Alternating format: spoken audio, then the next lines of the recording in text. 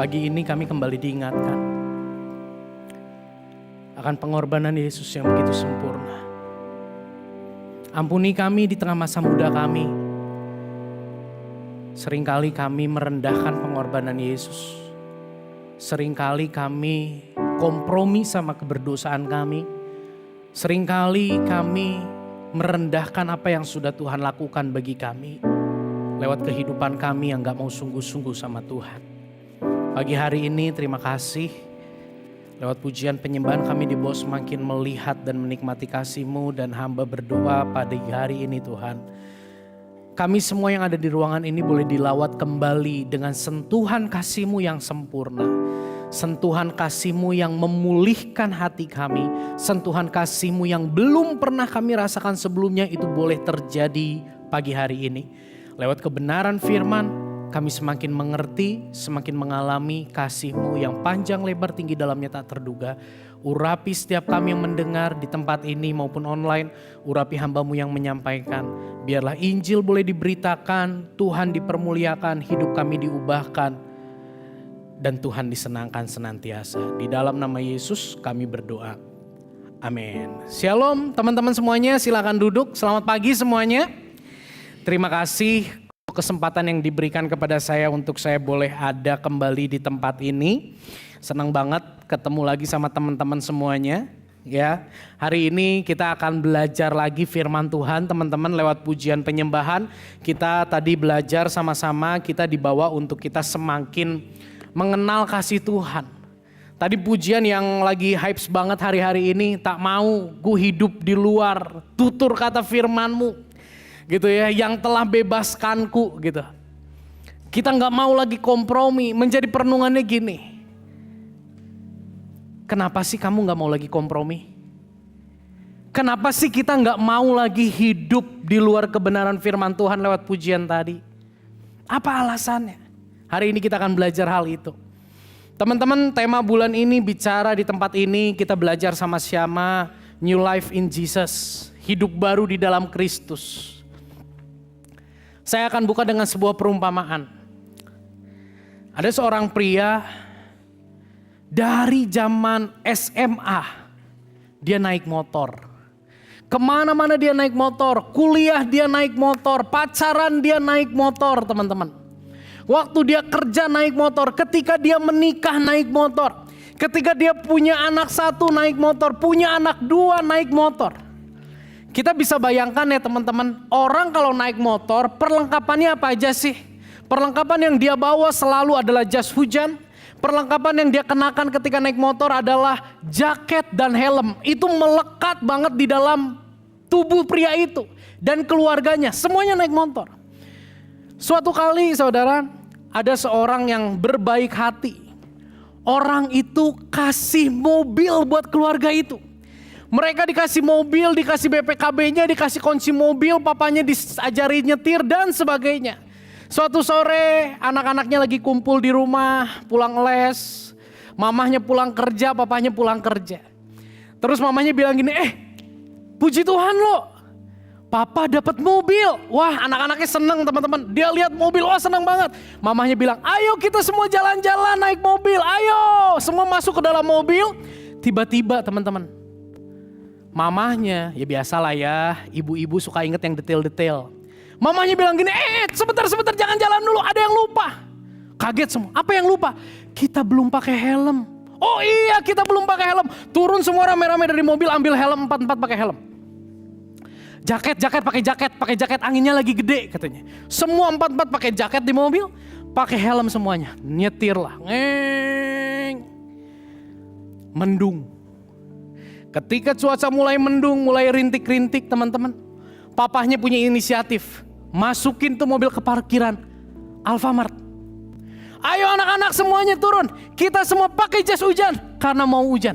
Mereka pakai jas hujan. Masuk lagi di mobil saudara. Teman-teman, jalan lagi. Akhirnya nabrak. Kenapa nabrak? Karena yang bapak itu gunakan untuk melindungi keluarganya dari hujan adalah jas hujan. Harusnya di mobil ketika hujan itu yang dinyalain apa? Wiper saudara. Oke? Harusnya yang dinyalain wiper. Tapi kenapa Bapak ini gak nyalain wiper? Menarik. Bapak ini dikasih mobil, tapi kelakuannya kayak pemotor. Bisa nangkep di sini? Dikasih mobil, tapi kelakuannya, kebiasaannya, alat pengaman yang dia gunakan adalah yang biasa dia gunakan ketika dia naik motor. Salah dong, Pak. Saya lihat tadi beberapa teman-teman ketawa. Mungkin kalian ngebayangin, oh kondisinya kayak gitu. Waduh, kalau gue lihat kayak gitu kayaknya kampungan banget sih gitu ya.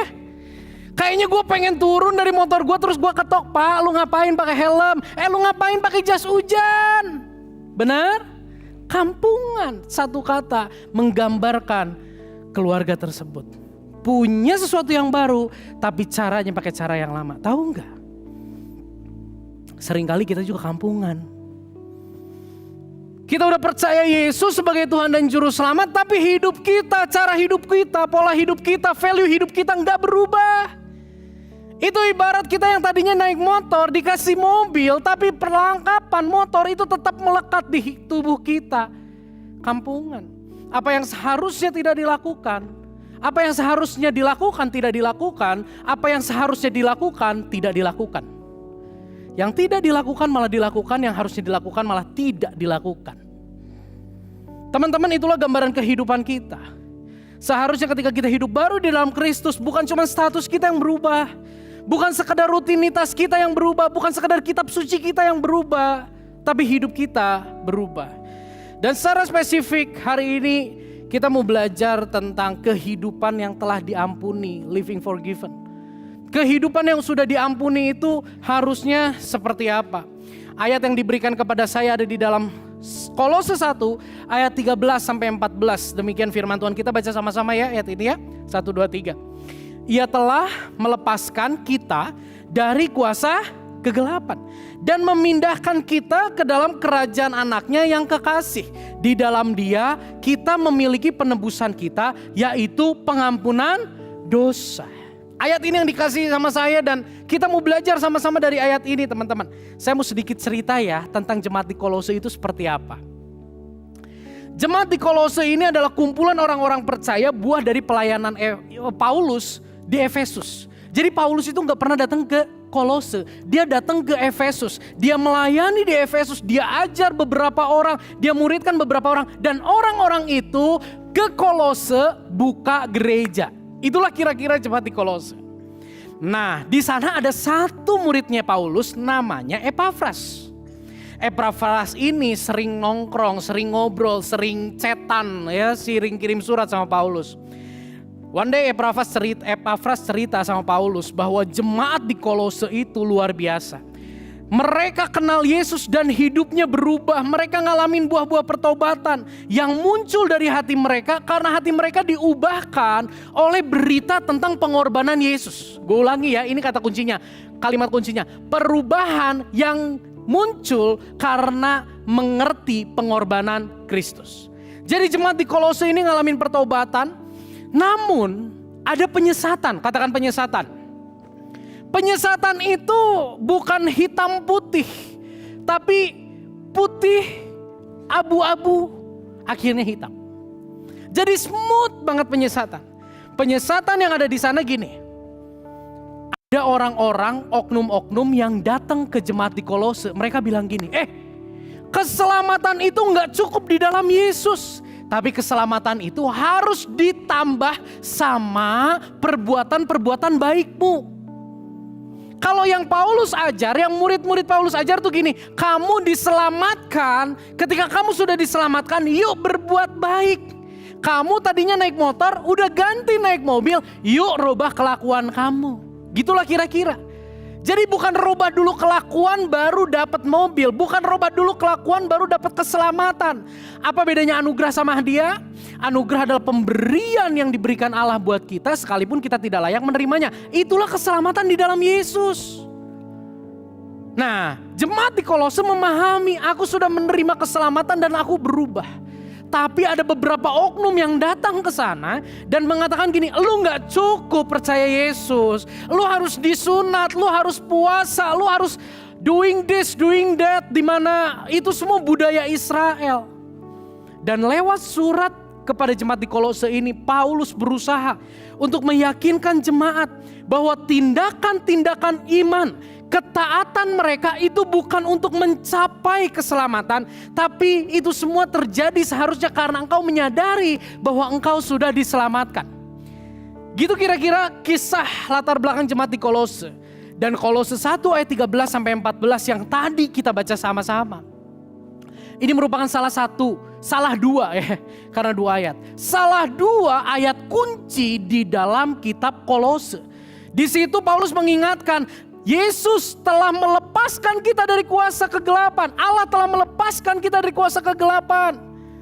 Kamu sudah mengalami penebusan, pengampunan dosa. Yuk hidup taat karena kamu sudah. Katakan sudah.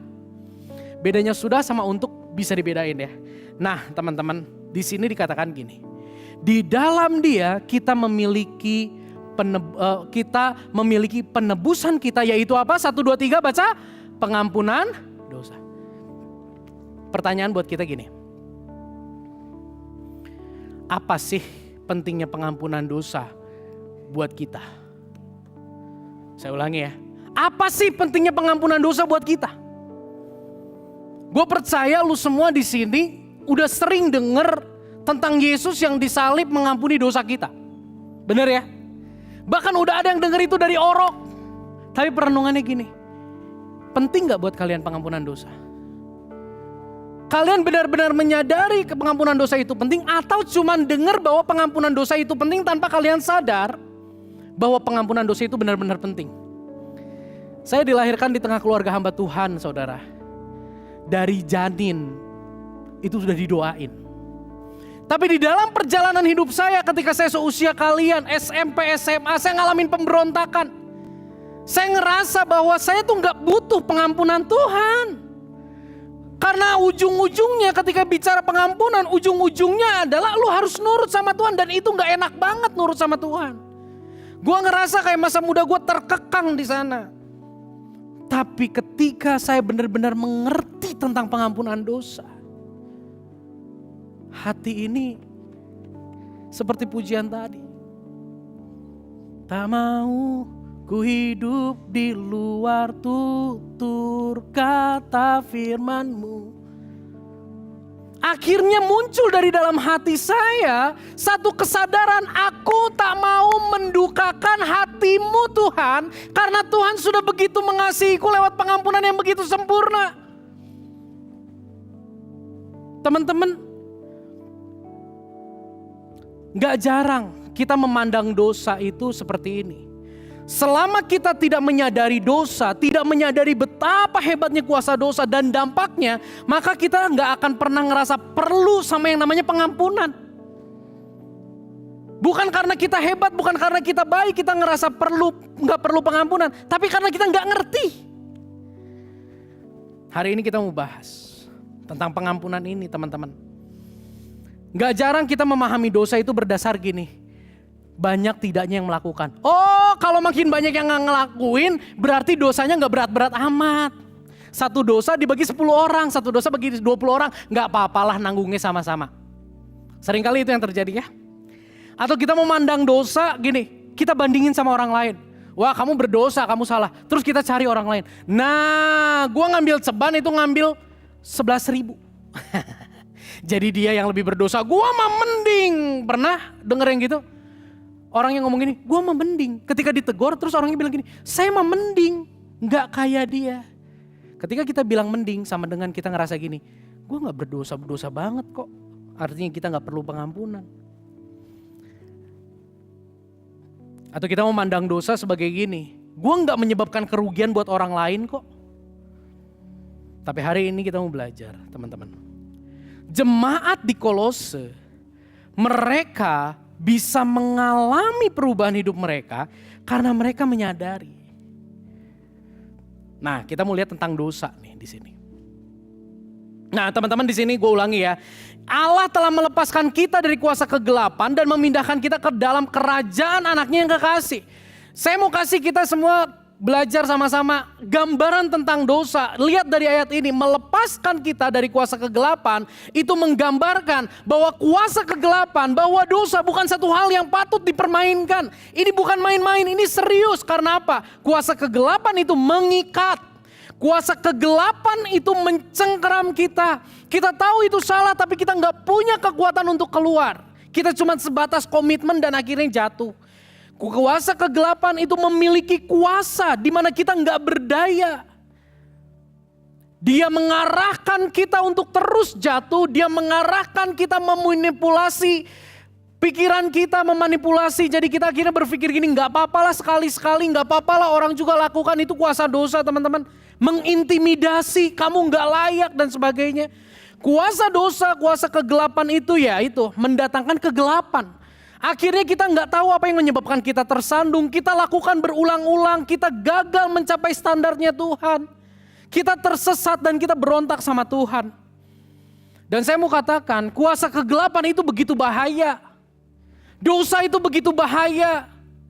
Memang di sini nggak dijelaskan secara terperinci bahayanya apa, tapi saya mau bilang gini, kalau hari ini engkau percaya Yesus ninggalin sorga, mati di kayu salib, menderita sedemikian rupa, saya mau katakan dia rela tempuh itu karena Tuhan melihat dosa begitu mencengkram kita, dosa begitu berbahaya di dalam hidup kita, dan dia nggak mau kita ngalamin maut, kita ngalamin kebinasaan kekal. Bisa nangkap di sini? Bahayanya dosa itu di mana sih? Di dalam salib Kristus engkau bisa melihat betapa seriusnya masalah dosa. Kalau masalahnya nggak gitu serius, ngapain Yesus harus tinggalin sorga? Nyaman banget bro, sis di sana.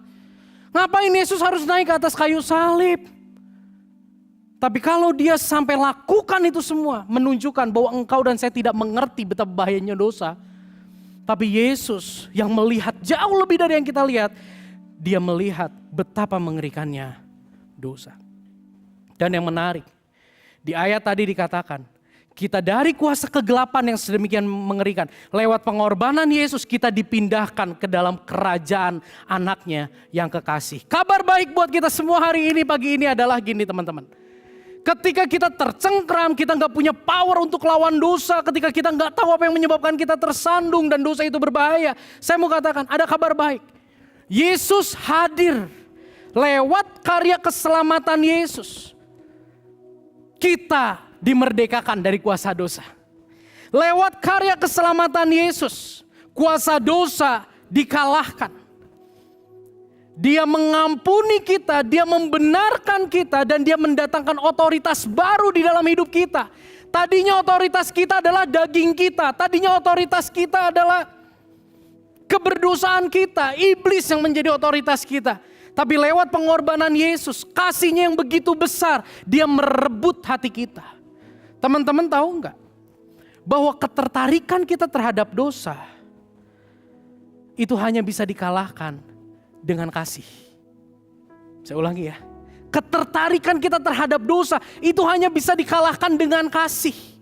Apa sih maksudnya? Ketika kita begitu tertarik terhadap dosa, tapi kita lihat di sisi lain ada seorang pribadi yang begitu indah, mulia. Dia rela menderita, jadi kotor, jadi hina menggantikan kita. Akhirnya gini loh, hati kita luluh.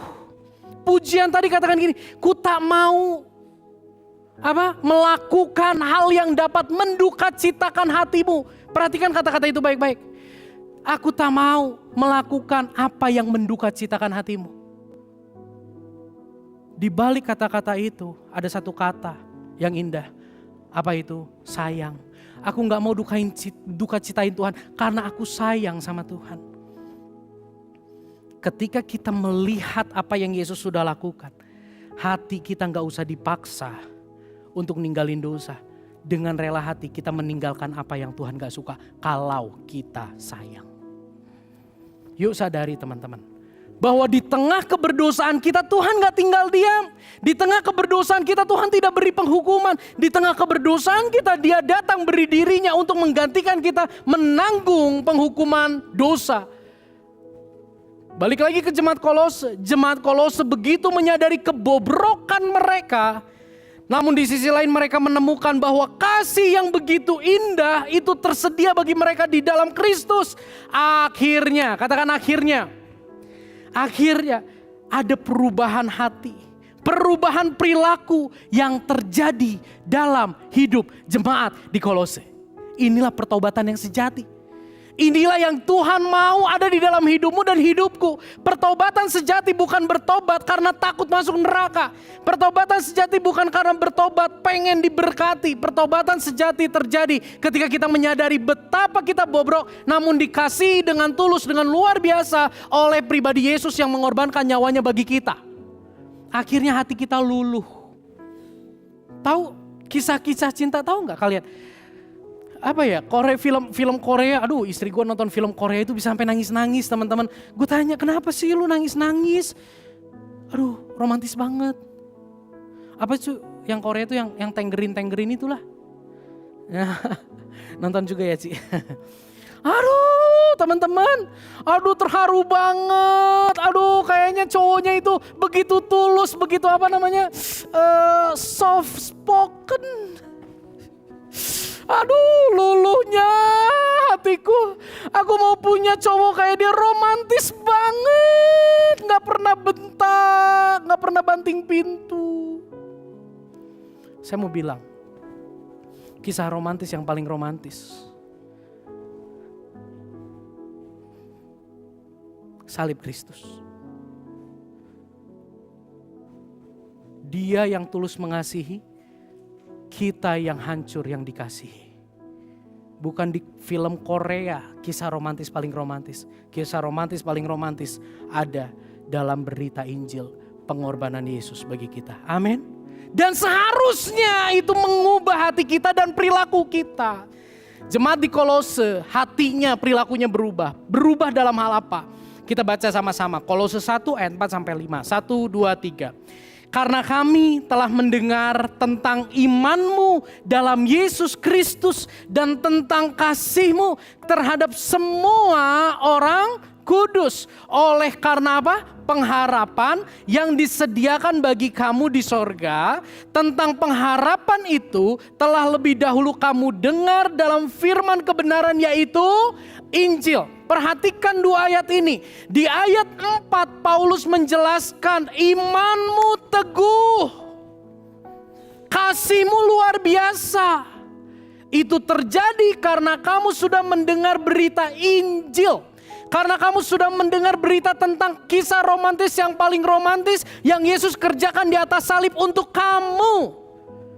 Saya mau pastikan hari ini, kalau engkau benar-benar menyelami keindahan salib Kristus, satu kepastian apa? Hidupmu dan hidupku akan berubah.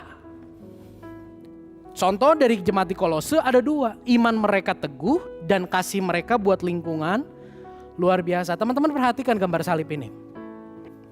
Salib ini terdiri dari berapa garis? Ada yang bisa jawab? 2, thank you bro. 2 garis. Garis dari bawah ke atas dan garis dari kiri ke kanan. Garis dari bawah ke atas bicara tentang hubungan kita dengan Allah yang kudus dipulihkan. Garis kiri ke kanan menunjukkan bahwa hubungan kita dengan sesama manusia dipulihkan. Itu yang terjadi dalam kehidupan jemaat di Kolose. Yang pertama, mereka berubah. Apa yang berubah? Iman dan kepercayaan mereka itu teguh banget sama Yesus. Tidak tergoyahkan. Saya mau bilang gini. Berita Injil telah membuat iman jemaat di Kolose begitu teguh kepada Allah di tengah penyesatan yang terjadi. Apa sih iman buat kita? Seringkali kita dengar, ayo beriman, ayo beriman. Kapan? Ketika kita ada di tengah masalah. Saya mau bilang gini, iman atau kepercayaan yang timbul dari mendengar berita Injil tentang pengorbanan Kristus bukan hanya berbicara tentang aku percaya Allah dapat melakukan segala sesuatu. Tapi iman yang timbul karena mendengar berita Injil adalah percaya bahwa Dia adalah Allah yang kudus, penuh kasih setia, berkuasa dan berdaulat. Kita percaya bahwa Dia gak kompromi sama dosa. Itu iman yang benar. Kita percaya bahwa sekalipun Dia gak kompromi, tapi ada kasih-Nya yang mengampuni kita di tengah keberdosaan kita. Kita percaya bahwa Allah berkuasa melakukan segala sesuatu, tapi di sisi lain Dia pun berkehendak mengerjakan segala sesuatu dalam hidupmu, dalam hidupku. Seringkali kita cuma spotlight Dia berkuasa melakukan segala sesuatu. Iman yang dialami jemaat Kolose yang timbul dari Injil, mereka percaya bahwa Tuhan kudus, gak kompromi sama dosa. Mereka percaya bahwa Tuhan mengasihiku orang-orang yang berdosa. Mereka percaya bahwa Tuhan bisa lakukan segala sesuatu, tapi kehendaknya lah yang terindah, yang terbaik. Ya Aba Bapa, kalau boleh cawan ini lalu daripadaku, tapi bukan kehendakku, melainkan kehendakmu yang terjadi. Itu doa Yesus di Taman Getsemani, betul? Teman-teman, hari ini kita mau lihat bentuk-bentuk dari kepercayaan. Bentuk-bentuk dari iman yang benar itu seperti apa. Untuk memperjelas kita semua. Ketika kita katakan, aku beriman atau barometer kita beriman. Kita tuh ada antusias untuk kita merenungkan berita tentang Injil. Hari ini berita tentang pengorbanan Yesus buat kalian berita yang usang atau masih menggetarkan hatimu. Kalau engkau sudah tidak lagi bergetar hatimu tentang berita apa yang Yesus lakukan, pengorbanan Kristus. Yuk kita berdoa yuk. Minta Roh Kudus tolong getarkan hatiku kembali ketika mendengar cerita romantis yang paling romantis yang ditujukan kepadaku. Buat hatiku bergetar kembali. Kepercayaan ditunjukkan dengan kita selalu berseru sama Dia. Apa-apa Tuhan. Bukan nyalahin Tuhan ya. Maksudnya gini loh. Ketika kita ada di tengah kegelisahan, di tengah kita kondisi yang gak enak sekalipun. Kita ngomongnya sama siapa? Saya punya anak 3 tahun. Hari-hari ini dia menjadikan saya dan istri saya sebagai figur yang selalu ada buat mereka. Yang selalu ada buat dia. Jadi dia seringkali panggil papi, mami, apa-apa papi, mami, papi, mami, tolong ini, tolong itu, tolong ini, tolong itu. Buat orang tua direpotkan. Tapi satu sisi saya sebagai orang tua melihat gini. Bersyukur ya anak saya bisa percaya sama saya. Hari ini kamu dan aku ke Tuhan gitu enggak? Kepercayaan juga berbicara tentang berserah, teman-teman. Lu tahu enggak siapa yang bikin kursi ini? Lu tahu enggak di mana pabriknya? Kenalan enggak sama kursinya? Kenalan enggak sama pembuatnya? Enggak kan? Tapi begitu kalian masuk, duduk aja santai. Ada yang duduknya gini, ada yang nyarandek gini. Bahkan mungkin ada yang ngantuk-ngantuk mau ketiduran. Kenapa? Karena nyamannya kursi itu. Pertanyaannya gini, ketika kalian duduk di tempat ini dengan begitu nyaman, saya mau bilang kalian percaya sama kursi itu, tahu gak? Bahwa kursi itu sanggup menopang. Dan akhirnya kalian bisa berserah, tenang. Ada yang pegel duduknya? Gua rasa gak ada. Nyaman semua. Yang pegel boleh dipijetin. Yang berikutnya bersyukur, teman-teman. Bukti kita percaya, bukti orang Kolose percaya pada Yesus, mereka bersyukur dalam segala hal. Di tengah penderitaan, di tengah tantangan mereka bisa bersyukur. Hari ini lebih banyak bersyukur atau keluh kesah? Iman yang teguh ditunjukkan dengan ucapan syukur karena bisa melihat apapun kondisinya Tuhan Yesus tetap baik. Dan yang terakhir, bentuk kepercayaan kita adalah tunduk, bukan tanduk. Anak muda seringkali kita mencoba menanduk Tuhan. Kita tahu firman-Nya tapi kita dengan sengaja melanggar. Itu yang terjadi dalam hidup kita. Yuk kita renungkan sama-sama. Kepercayaan iman jemaat Kolose itu begitu luar biasa dalam apa? Mereka senantiasa merenungkan. Mereka senantiasa berseru sama Tuhan. Mereka berserah sama Tuhan. Mereka bersyukur dan mereka tunduk taat sama otoritas Tuhan. Perenungannya gini loh. Hal apa sih yang menjadi penyebab seringkali kita ragu sama Tuhan? Hal apa yang seringkali membuat kita meragukan Tuhan, teman-teman? Hal yang seringkali membuat kita meragukan Tuhan mungkin lingkungan yang meninggalkan kita. Oh, Tuhan sudah meninggalkanku. Kenapa? Karena mama papaku menolak aku, karena teman-temanku juga meninggalkan aku dan Tuhan meninggalkan aku. Ketika kesulitan hidup, kita ngerasa bahwa Tuhan gak ada, Tuhan gak berkuasa. Ketika di tengah kegagalan kita ngerasa bahwa Tuhan, ketika di tengah kegagalan kita untuk taat, oh Tuhan ninggalin gua. Ketika kita gak setia, oh Tuhan ninggalin gua. Saya mau bilang teman-teman, Sebelum engkau setia sama Tuhan, Tuhan udah setia dulu sama kamu. Tuhan udah setia dulu sama aku. Mau tanya ya, tolong dijawab. Yesus duluan yang mati di sorga atau kita duluan yang bertobat? Yesus duluan yang mati di sorga atau kita duluan yang bertobat? Yesus duluan. Dan setelah kita tahu Yesus sudah mati di sorga juga, apakah kita langsung bertobat? Ada satu lagu teman-teman yang bilang gini, kalau kamu tahu ujung ceritanya, masihkah cinta itu sama? Kira-kira begitulah kata-katanya. Masih enggak cinta itu sama kalau kamu tahu ujungnya? Pernah dengar? Kalau belum pernah dengar, renungin aja deh. Masih enggak cinta kita sama ketika kita tahu ujungnya? Tahu enggak? Di pengetahuan Tuhan Yesus, Yesus tahu kita akan menolak dia. Kita tidak langsung menerimanya. Hati kita seringkali keras, tapi Yesus tetap mengasihi kita dengan sempurna. Teman-teman, banyak hal yang berpotensi membuat kita meragukan Allah.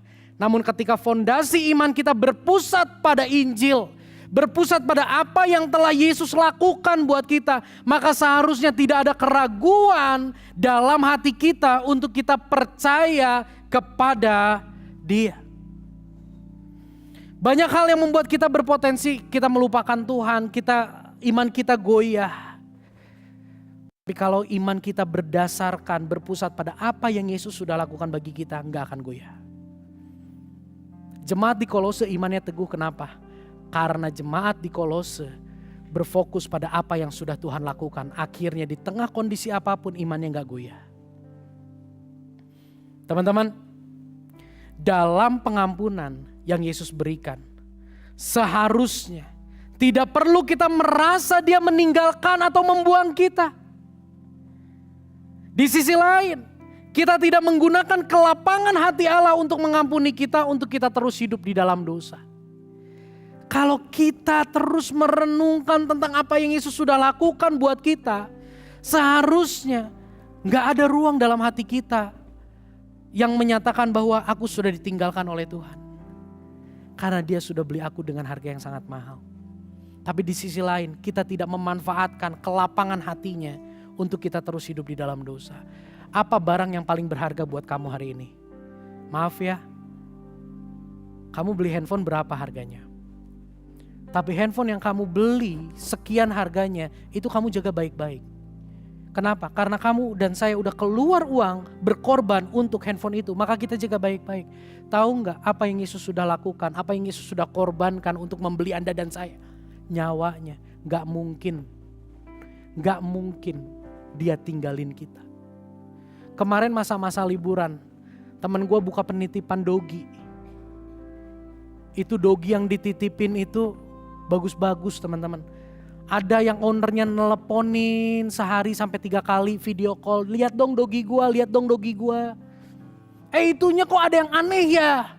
Oh iya, lupa belum dimandiin. Yang punyanya begitu memperhatikan doginya, itu binatang. Saya mau bilang, Anda dan saya bukan binatang. Anda dan saya adalah ciptaan Allah yang dicipta segambar dan serupa dengan Dia. Lebih lagi, Dia sudah mengorbankan nyawanya buat kita. Gak ada alasan bagi Dia untuk meninggalkan kita. Amin. Di sisi lain, ketika kita tahu Dia sayang sama kita gak manfaatkan itu untuk kita terus hidup di dalam dosa. Roma 2 ayat yang keempat kita baca sama-sama. 1, 2, 3. Maukah engkau menganggap sepi kekayaan kemurahannya dan kesabarannya dan kelapangan hatinya? Tidakkah engkau tahu bahwa maksud kemurahan hati Allah ialah menuntun engkau kepada apa? Pertobatan. Jadi hari ini kalau engkau ngerasa gini, aku hidup di dalam dosa tapi kok tetap ya diberkati. Aku hidup di dalam dosa tapi kok kayaknya gak ada penghukuman Tuhan. Gue mau bilang gini, bukan Tuhan kompromi sama dosamu. Bukan Tuhan setuju sama dosamu. Tapi Tuhan masih kasih kesempatan untuk engkau dan saya bertobat. Yang kedua, selain iman teman-teman. Jemaat di Kolose mengalami perubahan yang terakhir. Kasih mereka terhadap orang-orang kudus. Kepedulian mereka terhadap saudara seiman. Perhatian mereka terhadap saudara seiman. Ketika ada di dalam komunitas jemaat ada gesekan, bisa saling mengampuni. Itulah perubahan buah dari hati yang diubah karena mendengar Injil. Kolose 3 ayat yang ke-12 sampai ayat yang ke-14 kita baca sama-sama 1, 2, 3. Karena itu sebagai orang-orang pilihan Allah yang dikuduskan dan dikasihi Tuhan. Apa? Kenakanlah belas kasihan, kemurahan, kerendahan hati, kelemah lembutan dan kesabaran. Sabarlah kamu seorang terhadap yang lain dan ampunilah seorang akan yang lain apabila seorang menaruh dendam terhadap yang lain. Sama seperti Tuhan telah mengampuni kamu, kamu perbuat jugalah demikian. Di atas semuanya itu kenakanlah kasih sebagai pengikat yang mempersatukan dan menyempurnakan. Perhatikan kata-kata sama seperti Tuhan telah mengampuni kamu. Sama seperti Tuhan telah mengasihi kamu, perbuatlah demikian buat orang-orang di sekitar kamu. Ngeri teman-teman, standarnya tinggi banget. Seperti Tuhan telah mengasihi kamu, kamu juga harus mengasihi orang lain seperti demikian. Yesus pernah ngomong gini, Yohanes 13 ayat 34, 1, 2, 3 baca sama-sama. Aku memberikan perintah baru kepada kamu yaitu supaya kamu saling mengasihi sama seperti aku telah mengasihi kamu. Demikian pula kamu harus saling mengasihi. Inilah yang menjadi kerinduan Tuhan, inilah yang menjadi gambaran Paulus tentang kasih yang seharusnya kita hidupi sebagai orang-orang yang sudah diampuni. Sebagai orang-orang yang sudah diampuni, seharusnya kita bisa mengasihi sesama kita seperti Yesus mengasihi kita. Yesus gak tuntut dulu kita berubah baru dia sayang sama kita. Yesus gak tuntut dulu kita berubah baru dia korbanin nyawanya sama kita. Sadarkah hal itu teman-teman?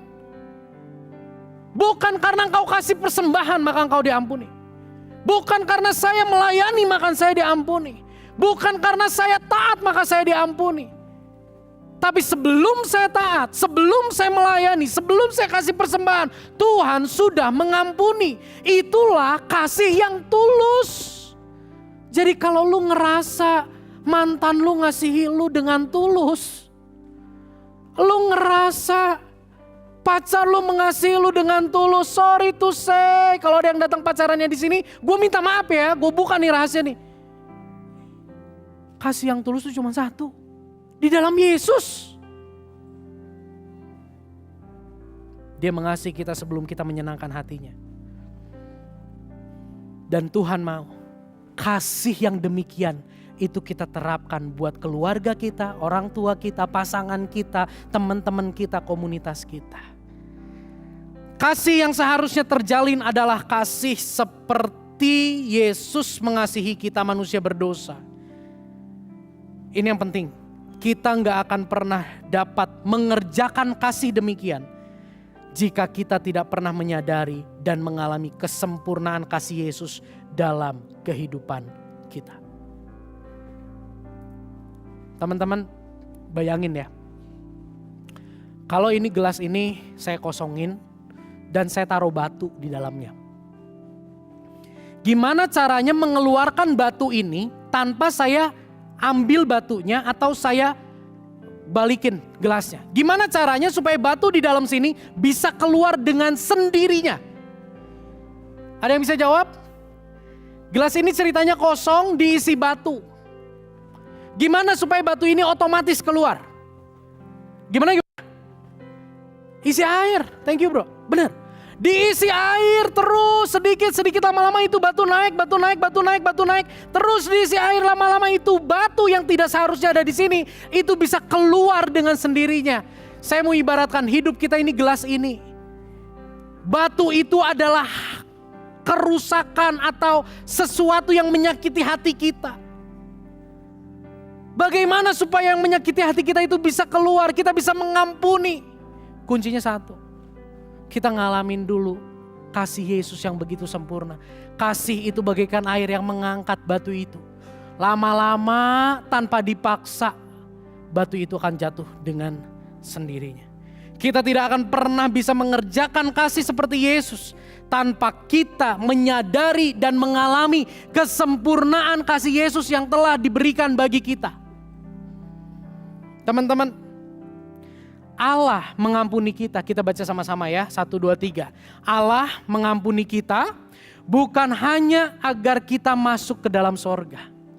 Tetapi agar kita mampu mengampuni seperti Yesus, mengampuni orang yang bersalah kepada kita, sehingga mereka pun dapat merasakan kasih Allah melalui kehidupan kita. Halo? Kamu pernah dengar kamu dibilang gak ada gunanya kamu hidup? Kamu pernah dengar kamu dibilang bikin susah orang tua aja, gak ada manfaatnya kamu hidup, mati aja? Masa depan kamu suram, tapi pagi ini saya mau katakan, buat orang-orang terdekatmu mungkin kau kayak sampah.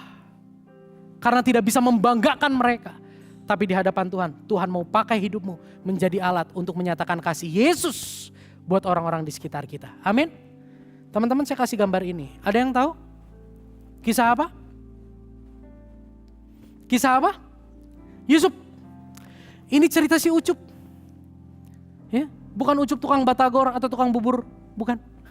Ucup yang ada di Mesir. Dia dibuang oleh kakak-kakaknya, teman-teman. Dia dibuang, dia direndahkan, dia dianggap mati, dia dianggap sudah tidak ada. Dia dijual oleh kakak-kakaknya. Dia mendengar dengan jelas bahwa kakak-kakaknya membenci dia. Dia tahu dengan jelas bahwa kakak-kakaknya begitu merancangkan sesuatu yang buruk buat dia. Hatinya penuh dengan batu. Apa yang terjadi? Dia masuk ke Mesir. Ketika dia ada di Mesir, dia hidup di Mesir. Pertolongan Tuhan, kasih Tuhan begitu luar biasa dalam hidup Yusuf. Sampai akhirnya dia menjadi orang kedua di Mesir. Di mana ketika dia bilang katakan, hajar raja, raja akan hajar orang yang dia maksud. Penjarakan raja, raja akan memenjarakan orang yang dia maksud. Dia punya kuasa, dia punya kekayaan yang begitu luar biasa. Tapi ketika kakak-kakaknya datang, kakak-kakaknya memperkenalkan diri. Yusuf mengenali kakak-kakaknya dan dia memperkenalkan diri sama Yusuf. Kakak-kakaknya ketakutan. Bisa bayangkan perasaan kakak-kakaknya saat itu? Mati gua, mampus gua. Tapi kalian tahu apa yang Yusuf lakukan? Yusuf katakan, gak usah takut, sini datang. Dia peluk kakaknya satu-satu. Dan dia katakan gini, engkau semua merancangkan yang buruk. Tapi tahu gak kak, tapi tahu gak kok, tapi tahu gak bro, Allah merancangkan yang indah. Tinggal yuk bareng sama gua yuk. Gua kasih lu tempat di Goshen, lu tinggal di sana. Ternak lu bawa. Bisa lihat ini?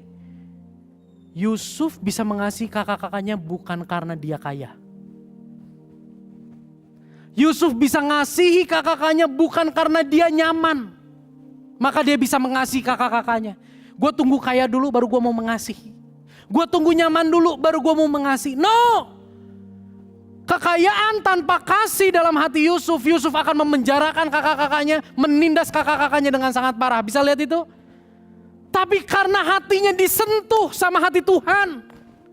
Hatinya disentuh sama kasih Tuhan yang begitu sempurna. Luka-luka yang kurasakan, bertubi-tubi yang kau rindukan. Nah itulah cintaku bertepuk dan sebelah tangan dan sebagainya. Luka hati yang Yusuf rasakan itu bagaikan batu di dalam hatinya.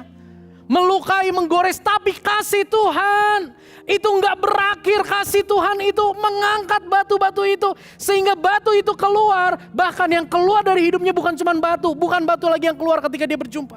Yang keluar adalah air, kasih Allah. Dia peluk kakak-kakaknya.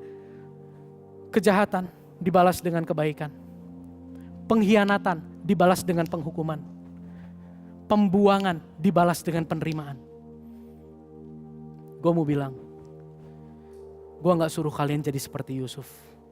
Tapi gue bilang gini, tahu gak, kita itu seperti kakak-kakaknya Yusuf. Saya ulangi ya, kita itu seperti kakak-kakaknya Yusuf. Yusuf itu adalah Tuhan yang seringkali kita remehkan, yang seringkali kita acuhkan, yang seringkali kita kesampingkan. Tapi itu semua dia balas dengan pengorbanan. Itu semua dia balas dengan pelukan. Itu semua dia balas dengan kasih yang begitu luar biasa. Seharusnya apa yang Yusuf alami, kita pun bisa alami. Amin. Yang paling terakhir, Perenungan akan kesempurnaan kasih Allah itu akan memampukan kita punya iman yang teguh dalam menjalani hidup. Perenungan akan kesempurnaan kasih Allah memampukan kita punya kapasitas hati yang besar. Sehingga kita bisa melepas pengampunan. Bisa mengasihi orang-orang yang ada di sekitar kita. Sama seperti Yesus mengasihi kita. Saya bilang gini, kalau hari ini engkau kembali tertegur untuk mengampuni orang-orang yang melukaimu. Dan kau katakan sulit. Sorry, gue mau bilang gini, memang sulit. Satu fokusnya, jangan fokus sama orang itu, jangan fokus sama mengampuni orang itu. Fokus sama apa yang udah Yesus lakukan buat kamu. Renungkan itu terus, maka batu itu akan keluar. Dan pengampunan itu akan terpancar dengan mudahnya lewat hidup kita. Kenapa? Karena kasih Allah sudah memenuhi hidup kita. Amin. Kasih tepuk tangan buat Tuhan Yesus. Kita tundukkan kepala, kita berdoa. Dalam segala keterbatasan, hamba sudah menyampaikan firman. Roh Kudus tolong anak-anak mudamu, kami semua di tempat ini. Untuk kami boleh beriman dengan teguh. Kami boleh punya kasih buat orang-orang di sekitar kami. Kami mohon Roh Kudus tolong kami. Ingatkan kami akan pengorbanan Kristus yang begitu sempurna. Kasih terbesar yang Yesus telah nyatakan bagi kami yang begitu tulus. Sehingga hati kami luluh. Dan kami memiliki kerinduan, kerelaan untuk taat menyenangkan Tuhan. Jika hari ini ada anak-anak mudamu, ada di antara kami yang merasa terbuang, merasa tidak berharga, merasa disingkirkan, merasa tidak ada yang menemani dalam perjalanan hidup, tidak ada yang peduli. Hamba mohon Roh Kudus sadarkan anak-anak mudamu untuk melihat harga yang Yesus sudah bayar. Betapa berharganya mereka di dalam Yesus. Dan itu jadi jaminan Yesus tidak pernah meninggalkan mereka. Roh Kudus tolong kehidupan setiap kami.